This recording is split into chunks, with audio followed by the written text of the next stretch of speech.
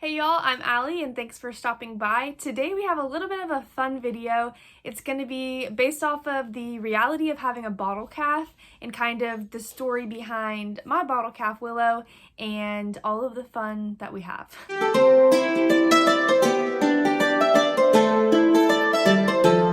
So if you follow us on social media, you may already know and you may be a little bit tired of seeing that I have a bottle calf.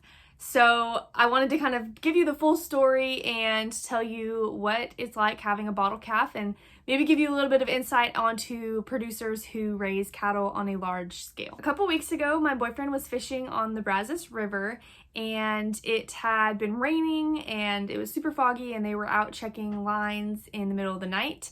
And he and his friends that he was fishing with saw a calf on the side of the river, and they had taken me later and kind of showed me where they found her, but it was basically this huge cliff drop off where she had to have fallen or jumped. I don't really know what she was trying to escape, but she fell into the river and then swam to this little tiny ledge of a bank where she was kind of hiding out in hopes of either dying or being rescued.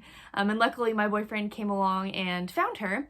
So I got a call at 6 that next morning saying, hey, I found a calf. Do you want to bring a bottle out here? Because I don't think she's going to make it. So took a bottle out there, ended up feeding her, and she loved it. She was like, oh yeah, give me more. And she showed us that, you know, she kind of had some will to live. And so we wrapped her up in towels and I rode 45 minutes with her in my passenger seat of my pickup and brought her to our house. And now she's living with us.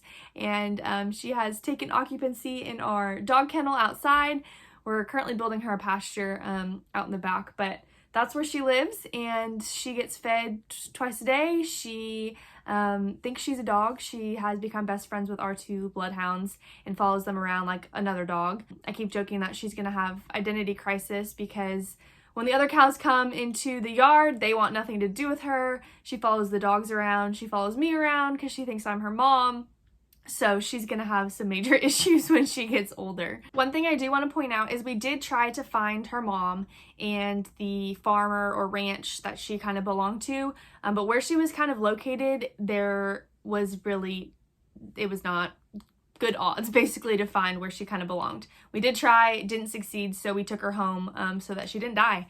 And she probably would have died if my boyfriend wouldn't have come along and found her. So we have named her Willow, and she's become my little pal during all of this crazy shelter-in-place stuff. But the rest of this video is kind of going to be going through our daily routine with her and me talking a little bit about kind of each step and the reasons that we're doing things. And this is obviously kind of a unfortunate event that turned into her being here now with us, but I think as you're watching this, just try to keep in mind too that there are producers that do this on a daily thing. You know, growing up, we always had bottle babies, whether they be twins that the mom couldn't handle all of them, or they got left, or the mom died, or something. So this is a reality that a lot of producers face. There's a lot of backlash, I think, on, oh, you know, farmers don't care about the animals and they just want the money, you know. And I hope this kind of shows you that, yes, this is a very small scale, but think about it on a larger scale. This is people's livelihoods, and so it makes no sense for them to put in, honestly, if you kind of think about it like school, if you put in, you know, not great effort, you're gonna get not great results on a test. It's kind of the same situation where if you put in not great care and patience and resources, then you're not gonna get a great product at the end, and then you're not gonna get a premium price for your product. So just kind of keep that in mind as you're watching this and try to relate it to kind of the bigger scale of things as well. So this is what we use to make Willow's bottles. It is Milk Replacer from Mana Pro, and it is the Suckle Pro line. So she gets 2 bottles morning and night. So that's a cup of the Milk Replacer in the bottle mixed with water. And then we just started her on calf Mana. So right now she's only getting about a handful of that just because we are slowly making a transition into that. And she's still trying to figure out how she can eat that without having to suck, so that's a whole nother story. But one thing I did want to point out is this stuff is not cheap, and I'm not saying that to be like, oh, guess how much I spent on feeding my calf, but more so to kind of, again, put things in perspective that we just have one calf here, and this was a 50-pound bag of milk replacer, and it was $70. And then this is a 25-pound bag of the calf manna. I think it was about $25.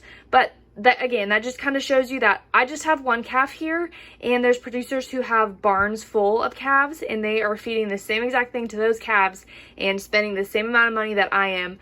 So just to show you that they are putting in lots of time and money and effort into these animals. They're not just kind of neglecting them. That's like some people kind of think they may be. So then we put that milk replacer into the bottles and add water and mix them all up. And one thing to note is the milk replacer does have all the nutrients that Willow needs.